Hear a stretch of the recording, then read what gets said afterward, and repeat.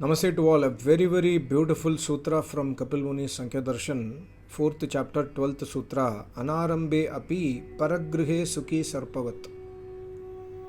Brahmamuni Acharya ji says, Anarambe api viveki janaha swagriha adi kasya anu uparjane api paragrihe sukhi sarpavat. Anyasya grihe sukhi bhavati sarpavat. What is the meaning? The meaning is, Kapil Muni advises, if you are aiming Viveka and Vairagya in your life, if you are aiming Samadhi in your life, if you are aiming Moksha, enlightenment in your life, for those people this advice is given by Kapil Muni. He says, Viveki Janaha, those people, Swagriha Adi, those people will not buy their own property, will not buy their own house, will not build their own house. Swagriha means apne gar. अपना घर कस्य अनु उपार्जने अपि अन्यस्य गृहे सुखी. So what they will do, they will not live in their house, they will live in others' house. By living in others' house also, they will not feel dukhi, they will feel sukhi. Bhavati sarpavat, like sarpa, like a snake. See, snake is one such animal. If you see this Animal Planet, or if you have some experience with people who have lived with snakes, you can understand one thing about snake is they will never build their own house. Snake does not have their own shelter. They will, if you see, in the villages, someday you open the bathroom door, you will find a snake there. So on some days you go, in a forest, you will see a tree and there will be leaves fallen down from the tree. You can find snake there. Snake will live everywhere, anywhere. Snake will not build their own house. They are always in constant motion in search of food, but they will not build their nest. That in the evening they will come back. They will stay in a place for a couple of days. After that place is occupied by somebody else, they will move to another place. Or snake will occupy the house of a mouse, like चूहे का bill में snake घुस जाता है. So snake never build their own house, but still snake will live happily. Sukhi sarpavat. So Kapil Muni has observed this property of snake, and Kapil Muni is advising that if you want to attain Vivek in your life, do not build your house. What is the connection between house and Viveka? That is mentioned in the Bhashya of Brahmamuni Acharya ji. He says, Yataha sarpaha swagriham na rabate na nirmati pratyuta sukhi bhavati. It does not take the tension of building a house. See, building a house or buying a house or property, if you have bought a house, I have bought a house, I know the tension. And similarly, if you are building a house, you know the tension and stress involved. The first ceiling is put, if you are building your own house in your own land, you will understand. When the first floor concrete is put and the second floor is put, you will get so much of stress. Because, we do not know what's going to happen. It's a big stressful process. We may think that it may, what happens if it is falling down? What happens if there is a, problem in one of the beams? All this kind of tension will come. Similarly, when you apply for a loan, what happens if the loan gets rejected? What happens if I lose my job after taking the loan? What happens if bankwala will take back my property? So, yata sarpaha swagriham na rabate. It will not start his own house. And na nirmati pratyuta. And nirman karne mein, when you want to build a house, so many tensions are there, stress are there. So instead of that, the snake has chosen to live in others' house, in other places. Sukhi bhavati. It is always in sukh. From this angle, it is always in sukh. Similarly, Kapil Muni says, Griha nirmana bara chintaya rahitascha bhavati. Griha nirmanam. Don't bhara chintaya, don't get into the stress of building your own house. Why? Very important point is coming. It's a very small sutra.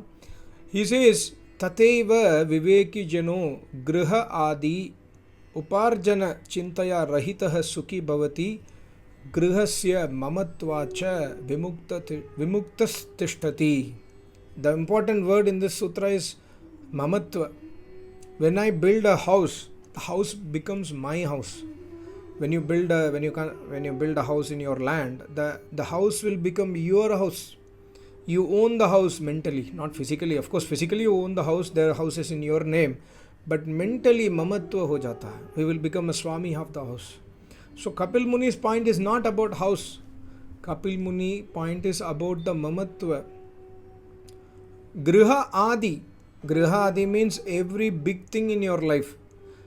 Try to avoid big things in your life which will create tension and stress. For some people, shadi is also stress. Like, I have spoken to many people. They say that, Kash mein shadi na kya hota. They say this. Why? Because they have a lot of stress due to after the marriage. They have everything. They have money, property, they have children also.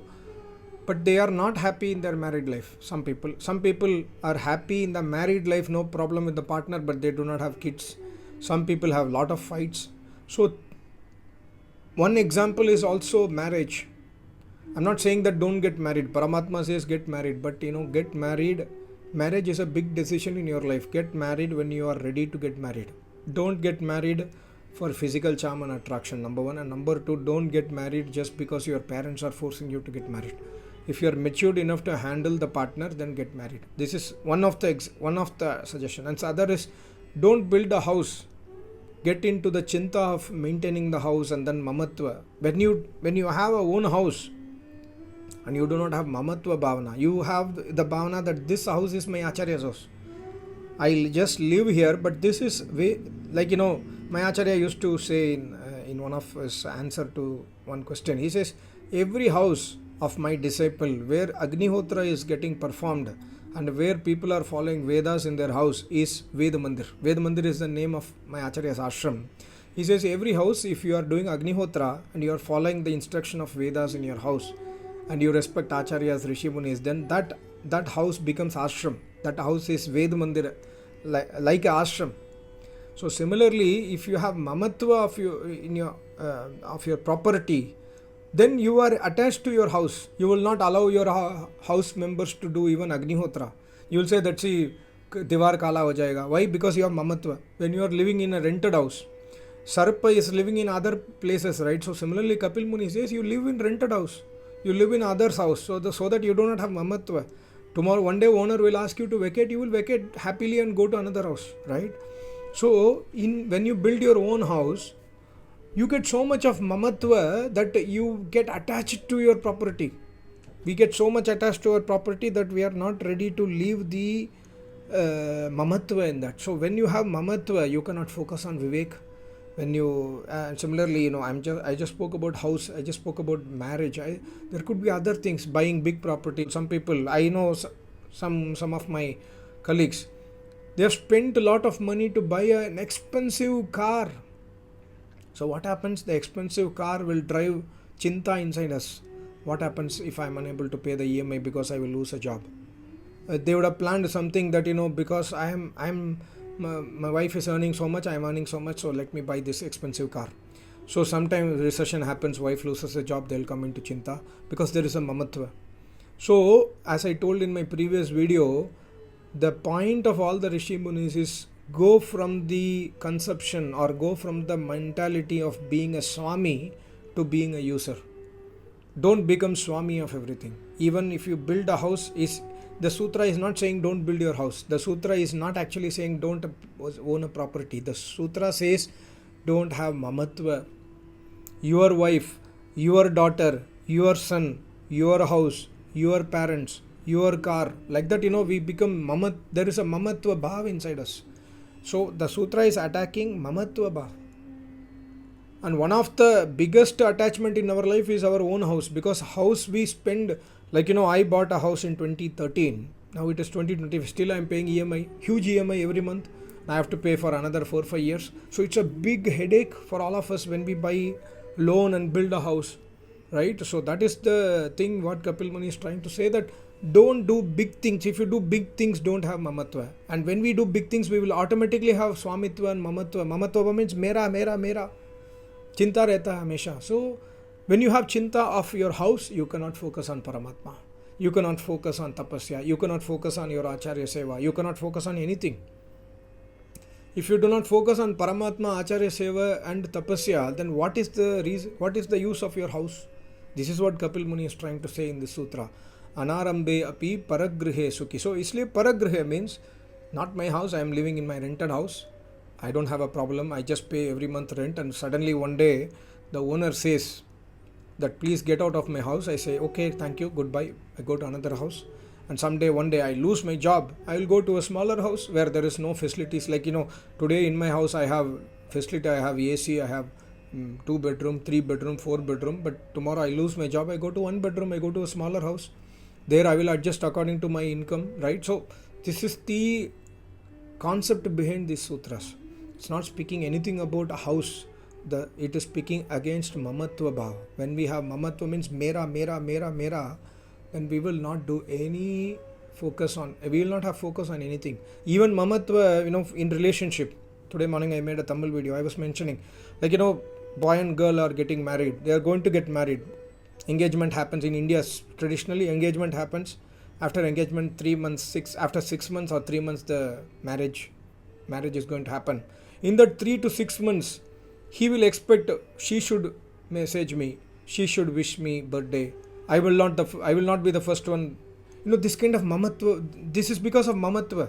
I expect my partner to do. I don't want me to do because I think in my mind that I own her. She's my wife. Similarly, it could happen otherwise also. So I'm just telling, a mamatva bhav will not allow you to do dhyana of Paramatma. When on one day, if your partner, you're going to get married or you're married, on one day your wife misbehaves with you unexpectedly. You didn't expect that kind of behavior from your wife, but she misbehaves with you. She shouts at you, or you shout at her. Neither you will be able to do upasana properly, nor she, right?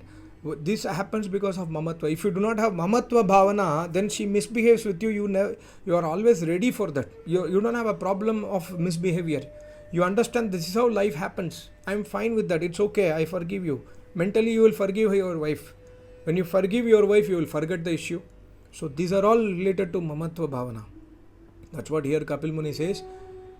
Don't start any activity which will involve and indulge you in mamatva. So try to list down all the possibilities in your life. Which are the things which is putting me in mamatva bhavana? That I am the Swami. She must obey to me. He must obey to me. I am the Swami. If you have those things, list down and try to work on that and try to come out of the mamatva bhavana. Thereby, once we come out of mamatva bhavana, when you sit for meditation, when you sit for dhyana, you are already in samarpana bhavana. You are already giving everything to Acharya. It's not mine, Acharya, it's yours. I am sitting in dhyana. You have given me knowledge to sit in meditation. You have given me the name to me, or name of Paramatma to me. I am sitting, you have given me your house. This is not my house, this is your house. I am completely surrendered to you. You have given me a job, I am doing my job.